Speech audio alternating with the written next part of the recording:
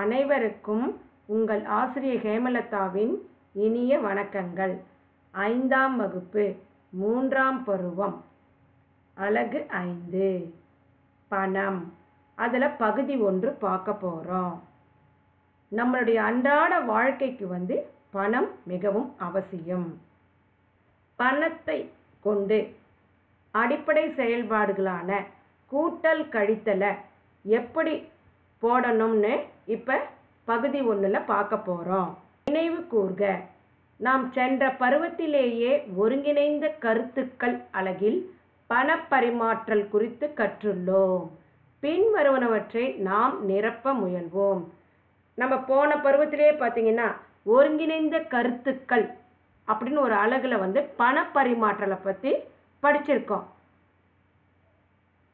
இப்போ கீழே கொடுத்துருக்காங்க, அதை நம்ம இப்போ நிரப்பலாம். இவற்றை முயல்க. ரூபாய் 1 அப்படின்னா அதுக்கு எத்தனை பைசாக்கள்? 100 பைசாக்கள்னு சொல்லலாம், இல்லைன்னா காசுகள் 100 காசுகள் சொல்லலாம். ரூபாய் 5, இப்போ ரூபாய் 1க்கு 100 பைசாக்கள்னா ரூபாய் 5க்கு 500 பைசாக்கள் அல்லது காசுகள் சொல்லலாம். இதுவே இங்கே பாருங்க, 775 காசுகள் கொடுத்துருக்காங்க. அது ரூபாயில் சொல்லும் போது 7 ரூபாய் 75 பைசா. அதுவே 425 காசுகள் அப்படின்னா அது எப்படி சொல்லணும்னா 4 ரூபாய் 25 பைசா. இப்போ நான் சொன்ன மாதிரி பணத்தை பயன்படுத்தி கூட்டலும் கழித்தலும். இது என்ன விழா? ஒரு தேர் திருவிழா. இப்ப சூழல் 1. சாரதியும் மீனுவும் தங்கள் பெற்றோருடன் கோயில் தேர் திருவிழாவிற்கு சென்றனர். சாரதி மீனு அவங்க 2 பேரும் அவங்க அப்பா அம்மாவோட கோயில் தேர் திருவிழாவுக்கு போனாங்க. அந்த விழாவில் சாரதி ரூ 70க்கு ஒரு கைகடிகாரத்தையும் மீனு ரூ 90க்கு வளையல்கள் மற்றும் கம்மல்களையும் அவர்களின் தாயார் ரூ 160க்கு ஒரு சங்கிலியையும் வாங்கினார். அவர்களிடம் வாங்கிய பொருளுக்கு பணம் செலுத்துமாறு கடைக்காரர் கேட்டார். 3 அவங்களுக்கு விருப்பமானதை வாங்கிக்கிட்டாங்க. மீனவுக்கு தான் எவ்வளவு பணம் செலுத்த வேண்டும் என தெரியவில்லை. மீனாவுக்கு எவ்வளவு பணம் தான் கொடுக்கணும்னு அவளுக்கு தெரியல. எனவே அவள் தனது தாயாரிடம் கேட்டார். அம்மா எவ்வளோ கொடுக்கணும்னு சொல்லி அவங்க அம்மாட்ட கேட்டா. அவளது தாயார் அவளிடம் வாங்கிய அனைத்து பொருள்களின் விலையையும் கூட்டும்படி கூறினார். நம்ம 3 பேரும் வாங்கியிருக்கோம் தானே, அந்த பொருளினுடைய விலையை கூட்டணும். உடனே அவன் என்ன பண்ணுறான்னு பார்க்கலாமா? கை கடிகாரத்தின் விலை ரூ 70, வளையல்கள் மற்றும் கம்மல்களின் விலை ரூ 90, சங்கிலியின் விலை ரூ 160. இப்போ இந்த 3த்தையும் என்ன பண்ணணும்? மொத்த விலை கண்டுபிடிக்க கூட்டணும். அப்போ என்ன விடை வரும்? ரூபாய் 320. ஆகவே மீனு கடைக்காரருக்கு ரூ 320 செலுத்த வேண்டும். அப்போ கடைக்காரருக்கு மொத்தம் மீன் 320 ரூபா கொடுக்கணும். ஒன்றும் இல்லை, இந்த 3ஐயும் கூட்டணும். அதுக்கு வர விடையை இங்கே போடணும். சூழல் 2. வாசு ஒரு எழுதுபொருள்கள் கடையை வைத்துள்ளார். வாசுன்றவர் ஒரு ஸ்டேஷனரி வச்சிருக்காரு. அவர் தனது கடையில் உள்ள எழுதுகோள்களின் இருப்பு குறித்து சோதிக்க விரும்பினார். தான் கடையில் இருக்கிற பென்சில் இருக்குதுன்னு அது எவ்வளோ இருக்குது அப்படின்னு சொல்லி சோதிக்க விரும்பினார். மீதமுள்ள எழுதுகோள்களின் எண்ணிக்கை எவ்வாறு காண்பது என்று அவருக்கு தெரியவில்லை. இப்போ எழுதுகோள்கள் மீதி எவ்வளோ இருக்குது, அதனுடைய எண்ணிக்கையை எப்படி பார்க்கறதுன்றது அவருக்கு தெரியலை. அதற்கு அவர் தனது நண்பரிடம் உதவி கேட்டார். சரி, இதுக்கு தன்னுடைய நண்பன்கிட்ட போய் கேட்கலான்னு போனார். அவருடைய நண்பர் அவரிடம் ஒரு அட்டவணையை அமைக்க உதவினார். இப்போ ஒரு அட்டவணையை நீ போடுன்னு சொல்லி வாசுக்கு அவர் நண்பர் உதவி செஞ்சார். அந்த அட்டவணையானது கீழே கொடுக்கப்பட்டுள்ளது. பாருங்க, அட்டவணை கொடுத்துருக்காங்க பார்த்தீங்களா? இங்கே தான் இந்த அட்டவணை இருக்கு, பார்க்கலாம். வரிசை எண் 1, பொருளினுடைய பெயர் எழுதுகோள். இருக்கும் பொருளின் விலை 3750. அவர்கிட்ட இருக்கிற பொருளினுடைய விலை வந்து 3750. விற்ற பொருளினுடைய விலை வந்து ரூபாய் 1680. அப்போ மீதமுள்ள பொருளின் விலை என்னன்னா 3750லேருந்து 1680 மீதமுள்ளன்னு வந்ததுனால கழித்தல் செயல்பாடு கழிக்கணும். மீதமுள்ள பொருளின் விலையை காண நாம் இருக்கும் பொருள்களின் விலையிலிருந்து விற்ற பொருளின் விலையை கழிக்க வேண்டும். அப்போ இருக்கும் பொருளின் விலையிலேருந்து விற்ற பொருளின் விலையை கழிக்கணும். இங்கே கொடுத்துருக்காங்க பார்த்தீங்களா? 3750லேருந்து 1680 வந்து கழிச்சாங்க. அப்போ மீதமுள்ள பொருளினுடைய விலை எவ்வளவு? ரூபாய் 2070. முதல்ல சூழல் 1ல் கூட்டல் செயல்பாடு, சூழல் 2ல் கழித்தல் செயல்பாடு. அடுத்து எடுத்துக்காட்டு 5.1. அருண் என்பவர் ஒரு தொலைக்காட்சி பெட்டி, ஒரு சலவை இயந்திரம் மற்றும் இருசக்கர வண்டி ஆகியவற்றை முறையே ரூபாய் 12,500, ரூபாய் 14,999 மற்றும் ரூபாய் 75,000க்கு வாங்கினார். அருண் செலவு செய்த மொத்த தொகையை காண்க. மொத்த தொகைனாவே அது கூட்டல் செயல்பாடு. இப்போ அவர் வாங்கிய பொருளினுடைய பெயரையும் விலையும் கொடுத்துருக்காங்க. அதை நம்ம இங்கே பார்க்கலாம். தொலைக்காட்சி பெட்டியின் விலை ரூ 12,500. சலவை இயந்திரத்தின் விலை ரூ 14,999. இருசக்கர வண்டியின் விலை ரூ 75,000. அப்போ மொத்த விலைன்னு கேட்டாங்கன்னா, மொத்த தொகைன்னு கேட்கும் போது அது என்ன சொல்லலாம்? அருண் செலவு செய்த மொத்த விலை. இந்த 3க்கும் சேர்த்து எவ்வளோ ரூபாய் கொடுத்தாருன்னா கூட்டணும். எப்பவுமே 1, 10, 100, 1000, 10,000 போது வலதுலேருந்து இடது நோக்கி கூட்டணும். அப்போ எவ்வளவு அவர் செலவு செய்த மொத்த விலை?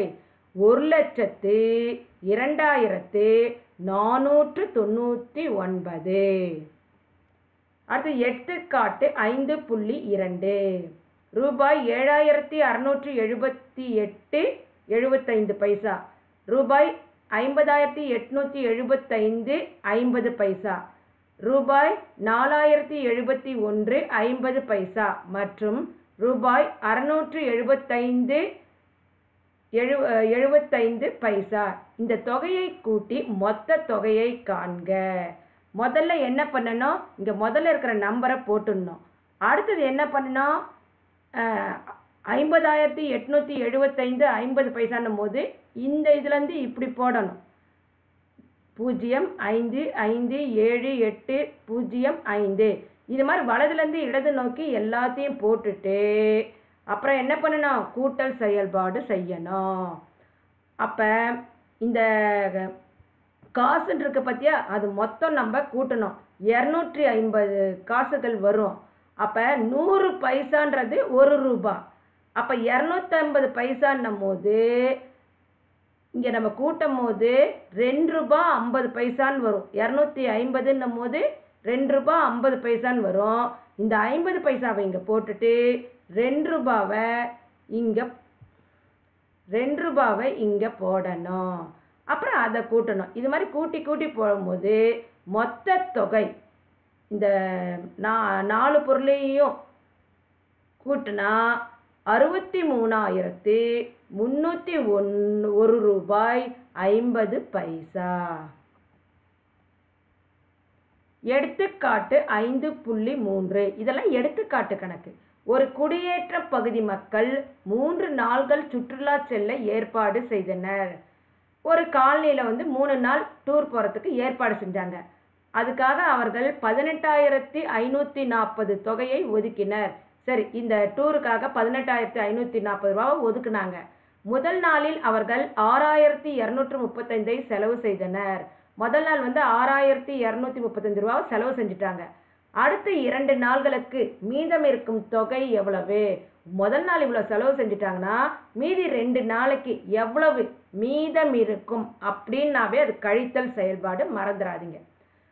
3 நாள்களுக்கு ஒதுக்கப்பட்ட தொகை 18,540. முதல் நாளில் செலவு செய்த தொகை 6,235. இப்போ மீதமுள்ள தொகைன்னு வரும்போது கழித்தல் செயல்பாடு. இங்கே பாருங்க, 0ல் 5 போகுமா? போகாது. 10, இங்கே 3. 10ல் 5 போனதுன்னா 5, 3ல் 3 போனதுன்னா 0, 5ல் 2 போனதுன்னா 3, 8ல் 6 போச்சுன்னா 2, 1 அப்படியே போட்டுக்கணும். அப்போ 2 நாளைக்கு மீதமுள்ள தொகை எவ்வளவுன்னா ரூபாய் 12,305. எடுத்துக்காட்டு 5.4. கீதா என்பவர் தனது குடும்பத்திற்காக ஒரு மேஜையை வாங்க விரும்புகிறார். அவர் கடைக்காரரிடம் 4,529 ரூபாய் 50 தொகையை செலுத்தினார். கடைக்காரர் அவருக்கு 439 ரூபாய் 75 மீதியாக தந்தார் எனில் மேசையினுடைய விலை என்ன? கீதான்றவர் அவங்க குடும்பத்துக்காக ஒரு டேபிள் வாங்க விரும்பினாங்க. அவர் கடைக்காரர்கிட்ட 4,529 ரூபா 50 கொடுத்தாங்க. அதுக்கு கடைக்காரர் மீதி 439 ரூபாய் 75 கொடுத்தாரு. அப்போ மேஜையோட விலை எவ்வளவு அப்படின்னு கேட்டிருக்காங்க. பாருங்க, கீதா செலுத்திய தொகை அதை போட்டிருக்கிறோம். கடைக்காரர் கொடுத்த மீதி தொகை 439 ரூபாய் 75. அந்தந்த இடமதிப்புக்கு நேராக நீங்கள் போட்டிங்கன்னா சரியாக இருக்கும். இந்த இடத்துலேருந்து பைசாலேருந்து ரூபாயை நோக்கி போடுங்க. அப்போ மேஜையினுடைய விலை கண்டுபிடிக்கலாமா? கண்டிப்பாக கிடைக்கலாம். ஏன்னா அவர் கீதா 4,529 ரூபா 50 கொடுத்துருக்காங்க. கடைக்காரர் அந்த மேஜையினுடைய விலையை எவ்வளோன்னு எடுத்துகிட்டு மீதியை கீதாவுக்கு திரும்பி கொடுத்துருக்காங்க. அப்போ மேஜையின் விலைன்னா அந்த கீதா செலுத்திய தொகையிலேருந்து மீதி தொகை அவர் கடைக்காரர் கொடுத்தார் பற்றிய மீதி தொகை அதை கழிச்சா அப்போ மேஜையினுடைய விலை கிடைக்கும் 4,089 ரூபாய் 75. அது செயல்பாடு. பெரிய பையினை சிறிய பைகளோடு பொருத்துக. இங்கே பாருங்க, இங்கே பெரிய பை இருக்கு 50 ரூபாய் 73 ரூபாய் 517 ரூபாய் 796 ரூபான்னு இருக்கு. இங்கே ஒவ்வொரு வரிசையிலையும் 3 சின்ன பை கொடுத்துருக்காங்க. அதில் செயல்பாடுகள் என்னென்னு சொல்லி இது மாதிரி வட்டம் போட்டுக்கோங்க. இப்போ முதல்ல 50 ரூபா இருக்குது. அந்த 50 ரூபாவை கிடைக்கணும்னா எந்த பையனுடைய இது போட்டால் நமக்கு 50 ரூபா கிடைக்கும்னா அப்படியே பார்த்துட்டு வாங்க. இங்கே இருக்கு பாருங்க, 32 ரூபா 16 ரூபா 2 ரூபா 3ஐயும் கூட்டினா நமக்கு 50 ரூபா கிடைக்கும். அப்போ இந்த பெரிய பை ரூ 50க்கு இதுதான் பொருத்தமானது. அடுத்தது ரூ 73 ரூபா கிடைக்கணும் அப்படின்னா நம்ம அதுக்குரிய சிறிய பை என்னன்னு கண்டுபிடிக்கணும். அப்போ இந்த இடத்துல என்ன பண்ணோம், 123லேருந்து 33 கழிக்கணும். அப்போ 90 ரூபா கிடைக்கும். இங்கே போட்டிருக்கேன் பாருங்கள், 90 ரூபா கிடைக்கும். அப்போ அந்த 90 ரூபாயிலேருந்து இதுவும் கழித்தல் செயல்பாடுனால 17 ரூபாவை மறுபடியும் கழிக்கணும். அப்போ ரூபாய் 73 இப்போ கிடச்சிருக்கா? இது மாதிரி ஒவ்வொன்றா போட்டு போட்டு பார்த்துட்டு அது எது இந்த மாதிரி போட்டுட்டு எது சரியானதோ அதுக்கப்புறம் இணைச்சிருங்க. அப்போ இதுக்கு அடுத்து பாருங்க, 517 ரூபா. அந்த 517 வரணும்னா என்ன பண்ணணும் அப்படின்னா இங்கே பாருங்க, 575லேருந்து 38 ரூபாவை கழிக்கணும். அப்போ வர தொகையிலேருந்து மீதி அந்த 20 ரூபாவையும் கழிக்கணும். பாருங்க, 575லேருந்து 38 ரூபாவை கழிச்சிட்டுனா எவ்வளவு வந்தது? 537 ரூபா வந்தது. அந்த 537லேருந்து 20 ரூபாவை கழிச்சா 517 வருது. முதல்ல இதுக்குரிய செயல்பாடு எல்லாத்தையும் இது மாதிரி போட்டுட்டு எங்கெங்கே இந்த ஆன்சர் வருதோ அதை அப்புறம் இணைச்சிருங்க. அப்போ 517க்கு என்ன வரும்? இதோ இந்த மேலே இருக்கிறது. அப்புறம் 796 ரூபா வரணும்னா எந்த 3 சிறிய பை எடுத்துக்கணும்? 489 258 49. இதை 3ஐயும் கூட்டணும். பாருங்கள், கூட்டினா 796 ரூபா கிடச்சிருக்கா? இந்த மாதிரி கணக்குகளை நீங்கள் போட்டுட்டு அப்புறம் பையோட இணைங்க.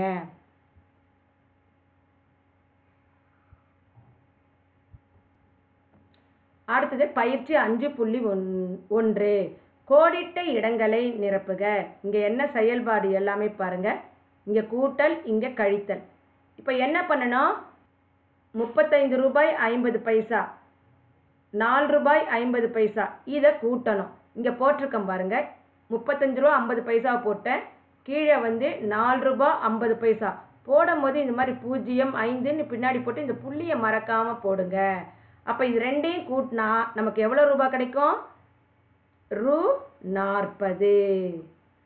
அதே மாதிரி தான் இதுவையும் நீங்கள் இது மாதிரி போட்டுட்டு ஒன்று கீழே ஒன்று போட்டுட்டு அந்த விடையை இங்கே எழுதுங்க. இங்கே பாருங்கள், இப்போ நான் ஒரு கூட்டல் கணக்கு சொல்லி கொடுத்துருக்கேன். அடுத்தது நான் கழித்தல் போகிறேன் பாருங்கள். இங்கே 1000 ரூபாய் இருக்குது. அதில் 230 ரூபா கழிக்கணும். இங்கே பாருங்கள், இங்கே போட்டிருக்கேன். 0லேருந்து 0 போனதுன்னா 0. 0ல் 3 போகுமா? போகாது. அப்போ 10. அப்போ இங்கே சைபர்னால அங்கே 9 போட்டுக்கிறோம். முன்னாடி இருக்கிற எண்ணை அடிச்சிடுறோம். அப்போ 10ல் 3 போனதுன்னா 7, 9ல் 2 போச்சுன்னா 7. அப்போ 770 ரூபா. இது சரியான ஆன்சர். இப்போ இது புள்ளி இல்லாமல் இருந்ததுனால நீங்கள் ஈஸியாக போட்டீங்க. அடுத்து புள்ளி இருக்கிற மாதிரி இந்த கொடுத்துருக்காங்க. அது எப்படி போடுறதுன்னு பாருங்கள். 75 ரூபாய் 50 பைசா, 30 ரூபாய் 25 பைசா. அப்போ நம்ம கழிக்கணும். 0ல் 5 போகுமா? போகாது. பக்கத்தில் ஒன்று துணை கழித்தா 10 ரூபா. 10ல் 5 போனதுன்னா 5, 4ல் 2 போனதுன்னா 2, 5 கழித்தல் 0 5, 7ல் 3 போச்சுன்னா 4. அப்போ என்ன விடை? 45 ரூபாய் 25 பைசா. புரிஞ்சுதா? இப்போ கூட்டல் கழித்தல் நீங்கள் எப்படி போகிறதுன்னு புரிஞ்சுக்கிட்டீங்க. அடுத்தது பாருங்கள். பொறுத்துக. பின்வருவனவற்றை பொறுத்துக. முதல்ல இங்கே கொடுத்துருக்கிற எல்லாத்தையும் இது மாதிரி போட்டுக்கோங்க. முதல் கணக்குக்கு பாருங்கள்.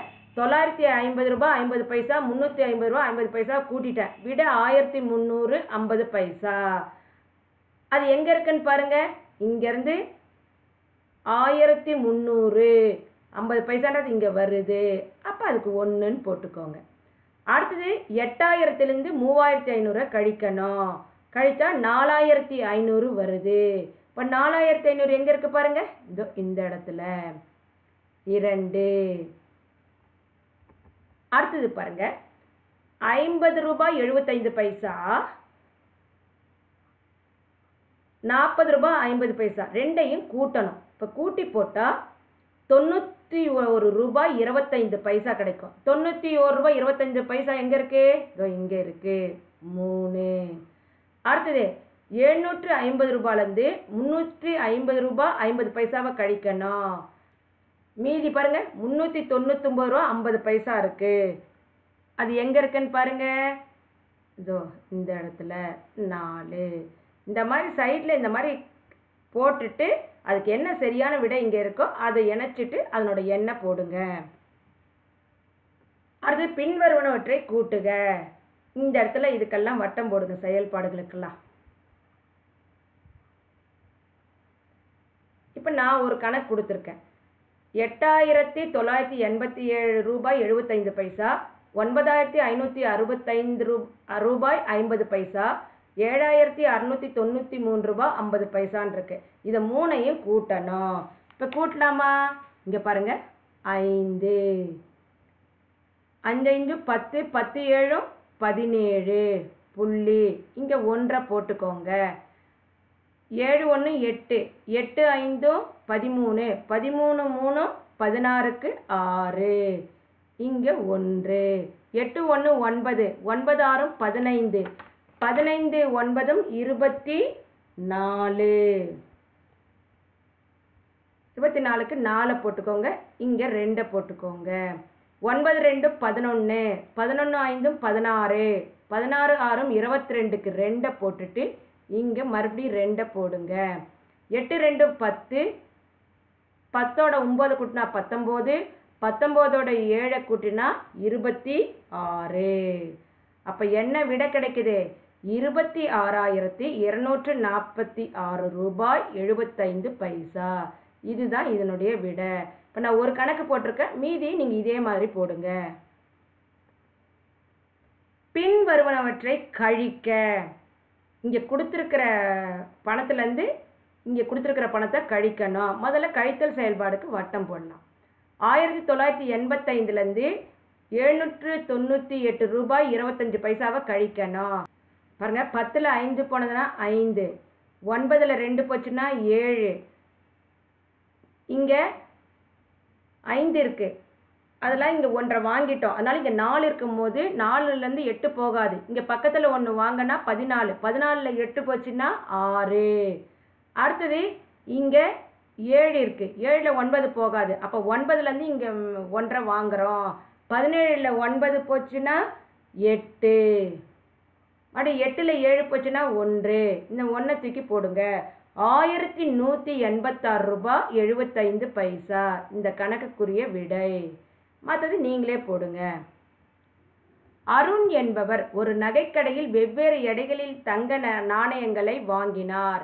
அந்த தங்க நாணயங்களின் விலை முறையே 18,965 ரூபாய் 75 பைசா, 26,998 ரூபாய், அப்புறம் 3,589 ரூபாய் 50 பைசா.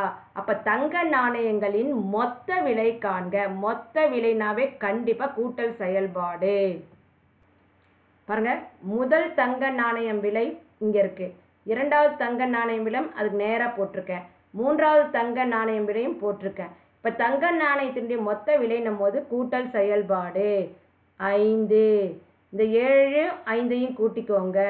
12க்கு 2, இங்கே 1. இந்த புள்ளியை மறக்காமல் வச்சுக்கோங்க. 5 1 6, 6 8 14, 14 9 23க்கு 3, மீதி இங்கே 2, 2 6 8, 8 9 17, 17 8 25, இங்கே மறுபடியும் 2, 9 2 11, 11 9 20, 20 5 25, மறுபடியும் இங்கே 2, 8 2 10, 10 6 16, 16ஓட 3 கூட்டினா 19, 19க்கு 9, இங்கே 1, 1 1 2, 2 2 4. அப்போ எவ்வளோ ரூபாய் அவர் மொத்த இந்த தங்க காசுக்கு கொடுத்துருக்காருன்னா 49,553 ரூபாய் 25 பைசா. அடுத்து பாருங்க, ஒரு ஆடையகத்தில் தந்தை, தாய், மகன் மற்றும் மகள் என அனைவரும் ஆடைகளை வாங்குகின்றனர். ஒரு துணிக்கடைக்கு ஒரு குடும்பத்தோட போகிறாங்க. அப்பா, அம்மா, பையன், அப்புறம் அந்த அவங்களோட மகள் போய் அவங்களுக்கு தேவையான ஆடைகளை வாங்குறாங்க. பாருங்கள், 8,950 ரூபாய், 14,875 ரூபாய், 7,895 ரூபாய், 9,780 ரூபாய். அப்போ 4 பேரும் அவங்களுக்கு தேவையான ஆடைகளை வாங்கினாங்க. அப்போ அந்த கடைக்காரர்கிட்ட அந்த ஆடைகளுடைய மொத்த விலைக்குரிய பணத்தை கொடுத்துருப்பாங்க தானே. அப்போ அந்த மொத்த விலை கண்டுபிடிக்கணும். மொத்த விலைனா கண்டிப்பாக அது கூட்டல் செயல்பாடு. தந்தை வாங்கிய ஆடைகளின் விலை, முதல்ல அப்பா வாங்குறார் 8,950. தாய் வாங்கிய ஆடைகளின் விலை 14,875 ரூபாய்.